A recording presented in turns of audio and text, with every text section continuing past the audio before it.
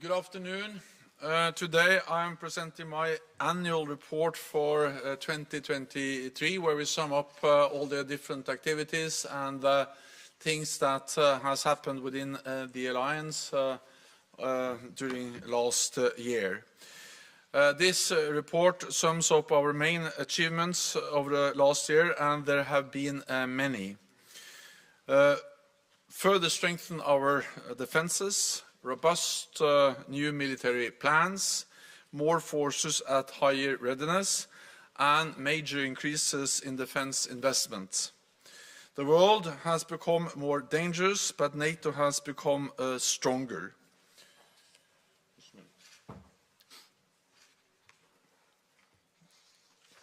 Today I can announce the results of our latest polling conducted across every NATO ally.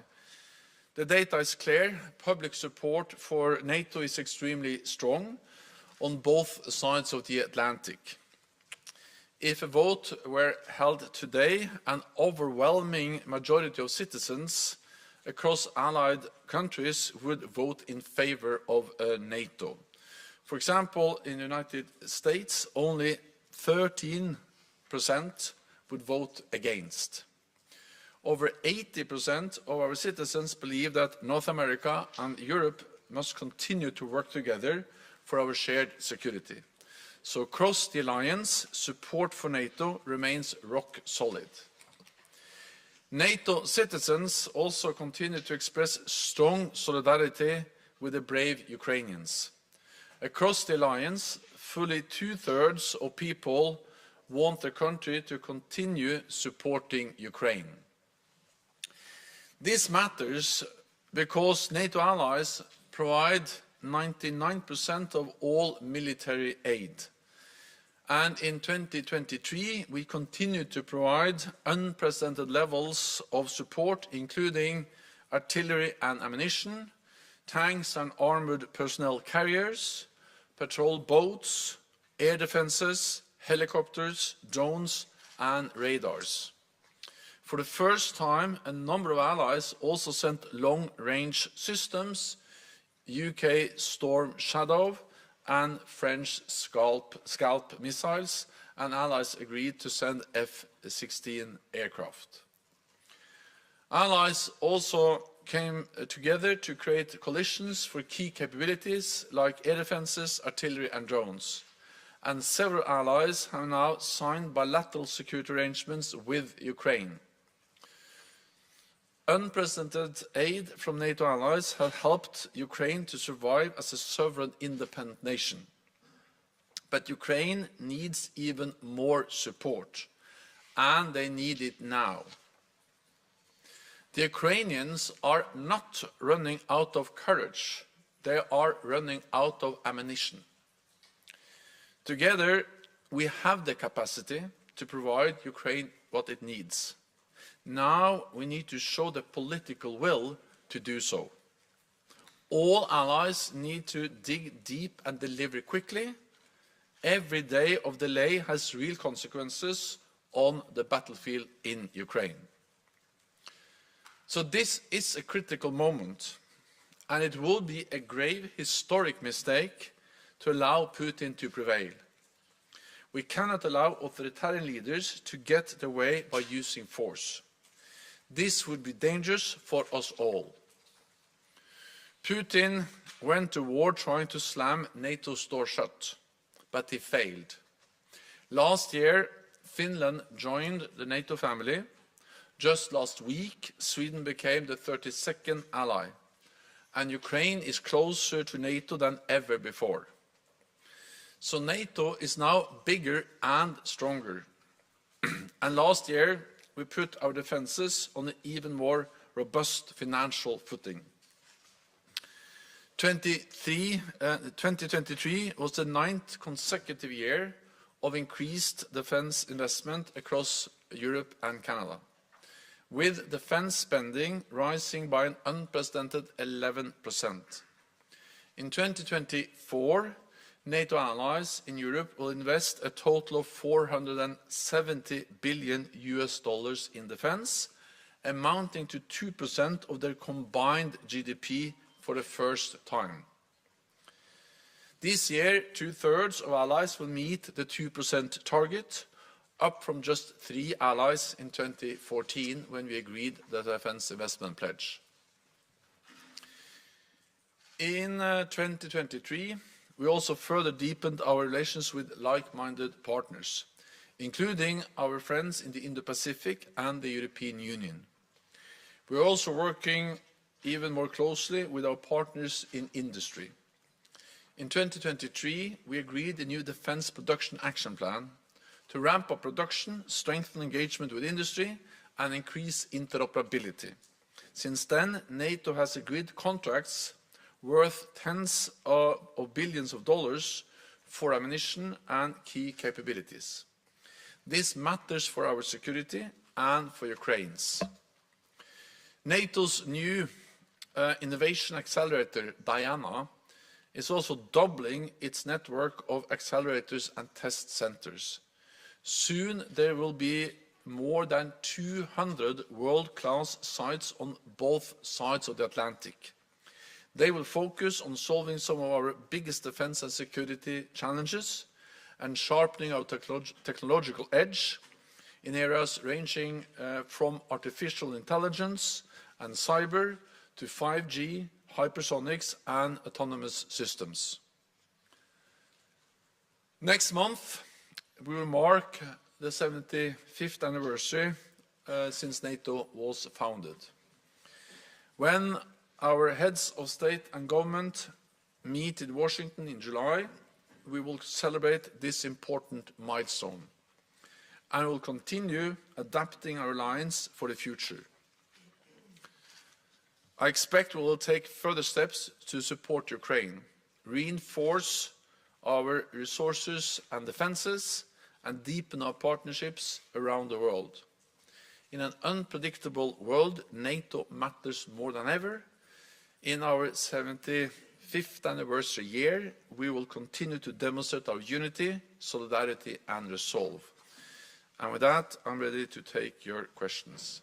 We'll go to questions. We'll start with the Wall Street Journal in the third row on the far left here, please. Thank you. Dan Michaels with the Wall Street Journal. First, about the spending by members. When will you release the 2024 numbers? You said 2/3 of members, and you'd already given the European aggregate. Curious when you'll give specifics on that. And second, in terms of increasing industrial production of weapons and other systems, this is a common objective of both NATO and the EU. The EU has a summit on this next week. Can you talk a bit about the cooperation? There's been some friction over the years between NATO and the EU. Are you coordinating better now? And what do you see the EU bringing to the table in what they're able to do in terms of coordinating and promoting military production? Thank you. So first on the numbers, we follow the same procedure every year. When we launch or present the annual report as we do today, we present detailed numbers for the last year, for past year, because this is the annual report for 2023.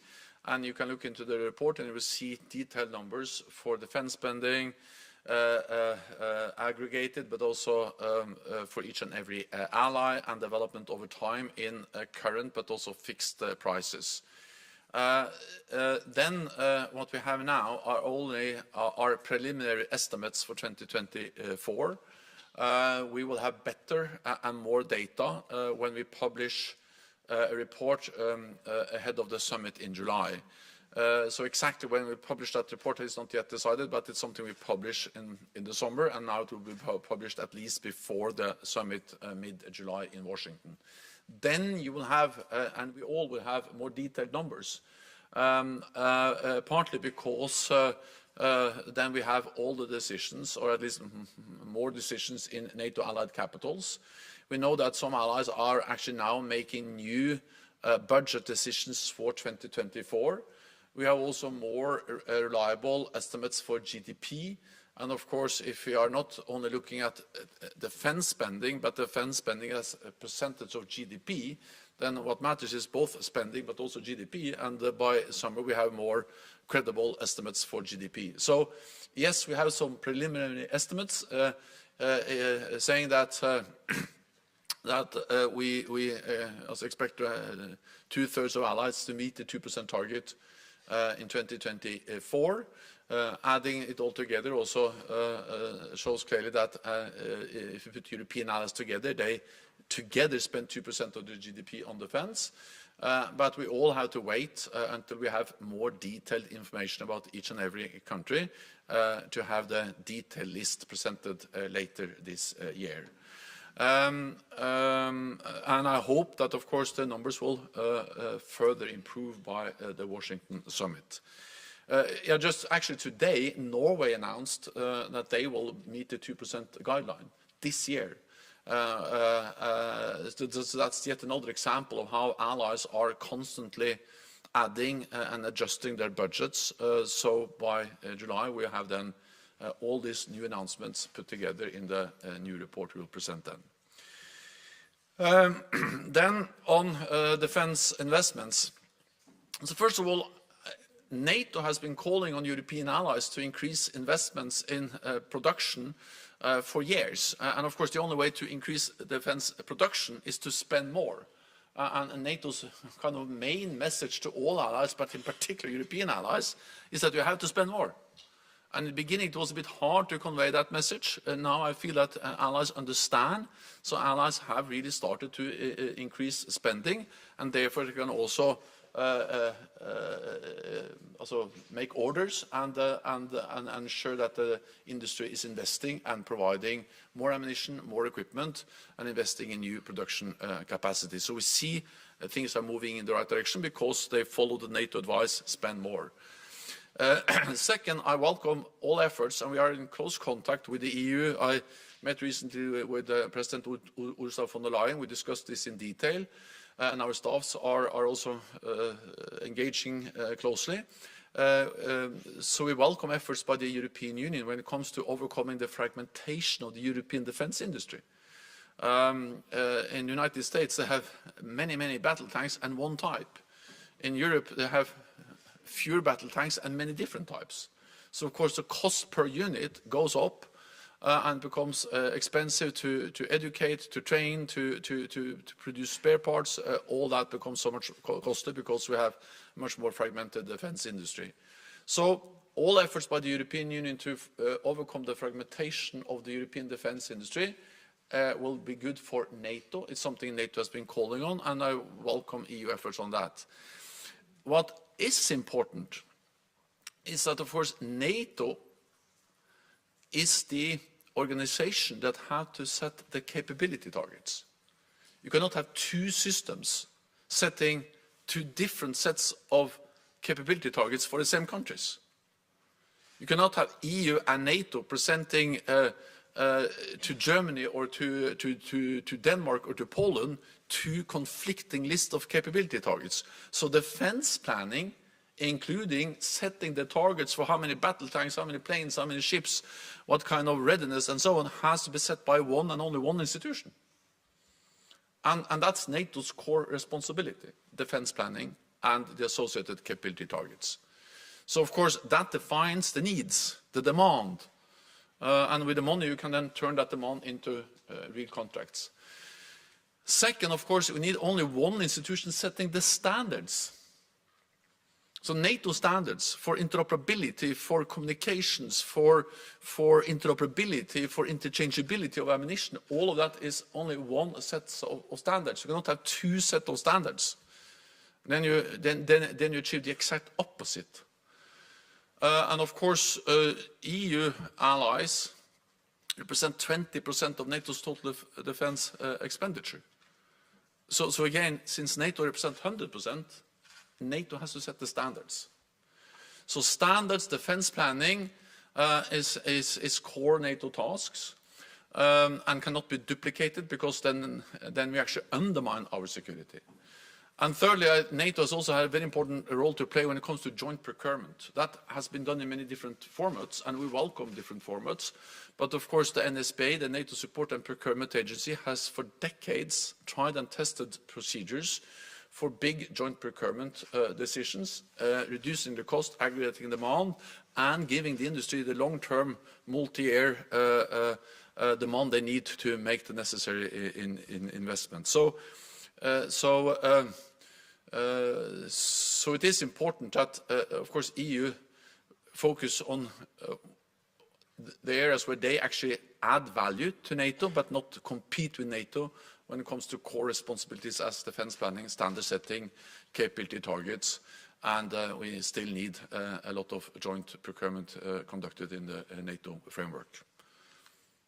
Go next to Rai, Italy, in the second row in front of me here, please. Secretary General Lucrezio Rai, what are your expectations on the upcoming elections in Russia, and especially now because President Putin said that there is a possibility of deployment of troops along the border in Finland? Thank you so much. Free and fair elections are core to any democracy, and elections in Russia will not be free and fair. Because we know already that opposition politicians are in jail, some are killed, and many are in exile. And actually also some who try to register as candidates have been denied that right. So we can say actually before the elections that they will not be free and fair. Because to have free and fair elections you need competition, you need different lists, you need an open discussion, and you need a free and independent press. And there's no free and independent press in Russia. Media outlets are suppressed or expelled. President Putin has held power in Russia for decades. No one expects Russia's elections this week to bring any change in Kremlin. And of course, Russia's attempts to organize any part of an election in occupied regions of Ukraine are completely illegal, violating international law. And during the last elections in 2018, the OSCE, they monitored the elections and stated clearly that restrictions on fundamental freedoms and candidate registration resulted in a lack of genuine competition in the Russian elections, and there are no reasons to believe that this has improved since 2018. On the opposite, it's even less open and free now than it was in 2018. So the right to participate in fair and free elections is a fundamental part of any democratic society. But Russian citizens cannot count on freedom and fairness because opposition politicians are dead, in jail or exiled, and the press is not free. Then briefly on Finland. Finland is safer now than before they joined the alliance, because now Finland is covered by our collective defense clause, Article 5, one for all for one. Almost all the Russian land forces are engaged in the war of aggression against Ukraine. So we don't see any imminent threat against any NATO ally. But of course we will monitor, follow closely what Russia does along NATO borders.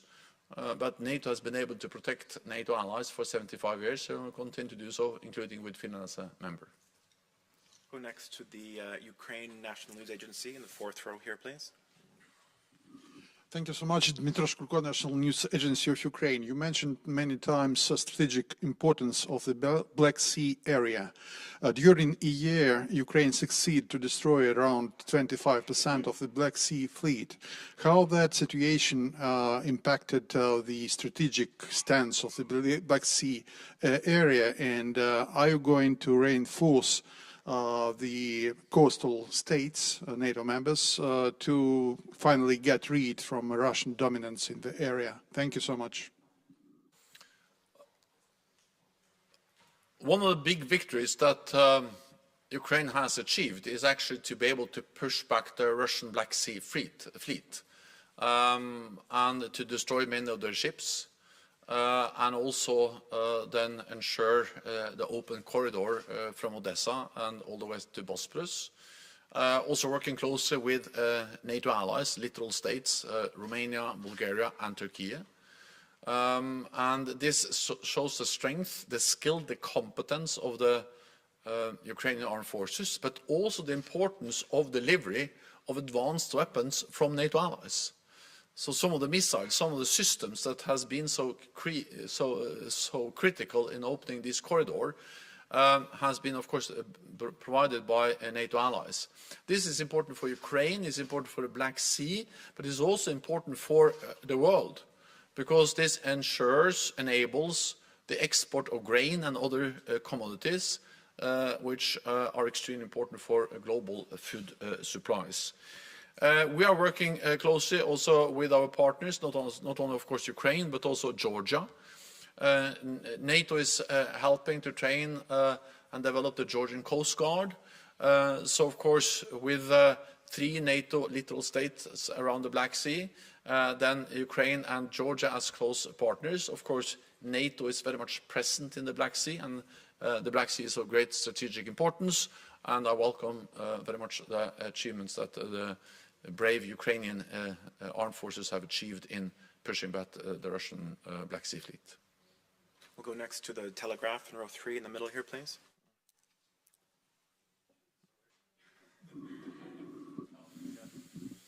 Hi, Joe Barnes from the Daily Telegraph. One of the sections looks at the threat posed by hypersonic missile systems, and it's listed as one of the 9 key emerging and disruptive technologies. We know a Patriot system has downed the Russian Kinzhal, the Killjoy in NATO speak. But how much further do NATO's ballistic missile defences have to go to ensure full coverage against hypersonic threats? And then you also in the same section list Iran as a particular worry in this. Why Iran? Do you see them picking up production further than they already have? And it seems to be a concern that you share with your partners in the European Union. Thank you. Hypersonic missiles is, of course, a real challenge, and it demonstrates that Russia has invested heavily also in more advanced weapon systems. At the same time, I think we have demonstrated that NATO has the capabilities to protect and defend against Russian hypersonic missiles. When they were launched, the Kinzhal was launched some years ago. It was accompanied by a message from President Putin that these missiles was not able to protect against, that we're not able to shoot them down. NATO, so Ukraine, has by using Patriots demonstrated that that's possible. They have been able to shoot down several hypersonic Russian missiles. But it demonstrates also the need for a layered air defense. It demonstrates the need for air and missile defense, and it demonstrates the need for not only high quality but mass. Because one of the strategies we have seen in Ukraine is, of course, to try to overwhelm the air defenses by sending in a lot of missiles and drones at the same time. So that's also the reason why, as part of our defense plans, as part of what we do now to implement the biggest reinforcement of our collective defense in decades, air defense is a critical part of that effort. Again, this is partly about spending more. If you look at the announcements that our allies are making on what they are buying, many of them are now buying a lot of air defense, filling up or following the NATO capability targets, which have focused a lot on air defense. Poland made announcements not so far ago for a lot of new air defense systems. Germany is leading the Sky Shield initiative, where several allies have gone together and ensuring that they are delivering on the NATO capability targets for more air defense. So yes, we need to do more because we need the quality, we need the quantity to ensure that we have sufficient air defense to protect against missiles and drones and planes. We have time for a couple more. We'll go to Imedi TV in row 3 here, please. Thank you very much. Mr. Secretary General, you just mentioned Georgia, but still, can you tell us more about the deepening relationship with partner Georgia in this context of war and turbulent times? And what can we expect in July in the context of future membership? Thank you very much. So Georgia is a valued NATO partner. We strongly believe that Georgia has the right, as all other European countries or countries, to choose their own path. I have visited Georgia several times. I will visit Georgia in the near future again to further strengthen our partnership and look into how we can work closely together. My message to Georgia is, of course, that reforms are important and that NATO is based on some core values, democracy, the rule of law, and it's of course important that Georgia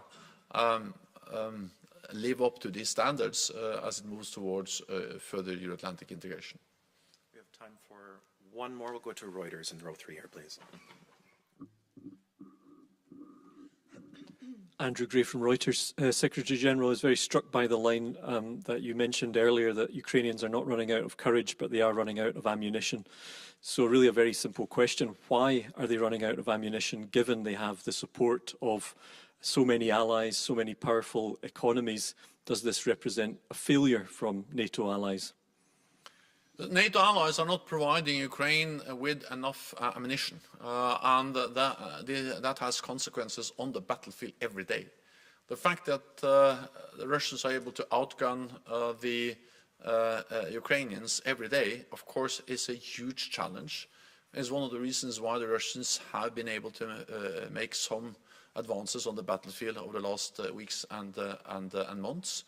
And therefore, it is an urgent need for allies to make the decisions necessary to step up, provide more ammunition to Ukraine. And that's my message to all capitals. Of course, we all follow very closely the process in the US Congress, because the US is by far the biggest provider of weapons and ammunition to Ukraine. At the same time, my message to the United States is that they are not alone. European allies and Canada are also providing significant support, but both US, Canada and Europe has to do more, and we need long-term commitment to enable the Ukrainians also to plan. Then this is, of course, we have the capacity, we have the economies to be able to provide Ukraine what they need. This is a question of political will to take the decisions and to prioritize support for Ukraine. And therefore we need the decisions to invest more in defense industry. We need to ensure that our governments are agreeing contracts with the defense industry so they can make the commercial decisions to scale up production. And of course we need the will from all allies to then allocate support, ammunition, but also other types of military equipment to Ukraine. It has been unprecedented what NATO allies have provided, but we need to continue and we need to step up, and that's the message. That concludes this press conference. I know we didn't get to all the questions, but the conversation can continue. It's now our great pleasure to invite the media to a reception upstairs in the Compass Room. The press team will be here to guide you there. The Secretary General will join you in a few minutes, and we look forward to seeing you. Thank you. Thank you. See you.